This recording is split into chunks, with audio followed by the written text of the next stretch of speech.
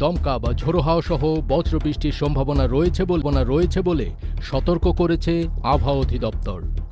আজ বৃহস্পতিবার ৩০ এপ্রিল সকাল থেকে দুপুর পর্যন্ত দেওয়া পূর্বাভাসে এ তথ্য জানিয়েছে আবহাওয়া অধিদপ্তর। এসব এলাকার নদীবন্দরগুলোকে ১ নম্বর সতর্ক সংকেত দেখছে।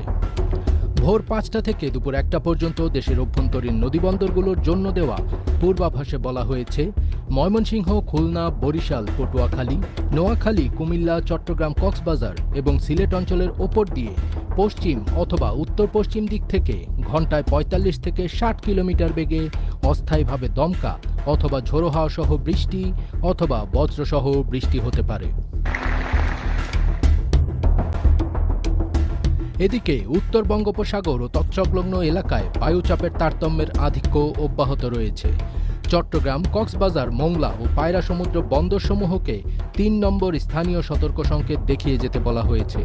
উত্তর বঙ্গোপসাগরে অবস্থানরত মাছ ধরার নৌকা ও ট্রলারসমূহকে পরবর্তী নির্দেশ না দেওয়া পর্যন্ত উপকূলের কাছাকাছি থেকে সাবধানে চলাচল করতে বলা হয়েছে।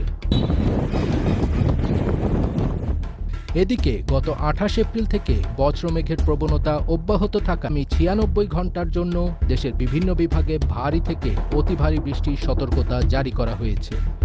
আবহাওয়া অধিদপ্তর জানায়, রংপুর, রাজশাহী, ময়মনসিংহ, ঢাকা, খুলনা, বরিশাল, চট্টগ্রাম ও সিলেট বিভাগের কোথাও কোথাও ২৪ ঘণ্টায় ৪৪ থেকে ৮৮ মিলিমিটার পর্যন্ত ভারী বর্ষণ এবং ১৮৮ মিলিমিটারের বেশি অতি ভারী বর্ষণ হতে পারে।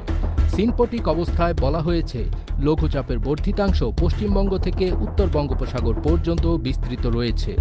এর প্রভাবে আজ সন্ধ্যা থেকে পরবর্তী ২৪ ঘণ্টায় ময়মনসিংহ, ঢাকা, খুলনা, বরিশাল, চট্টগ্রাম ও সিলেট বিভাগের অনেক জায়গায় এবং রংপুর ও রাজশাহী বিভাগের কিছু দমকা হাওয়া সহ বৃষ্টি অথবা বজ্রসহ বৃষ্টি হতে পারে। সারা দেশে দিন ও রাতের তাপমাত্রা প্রায় অপরিবর্তিত থাকতে পারে বলে পূর্বাভাসে বলা হয়।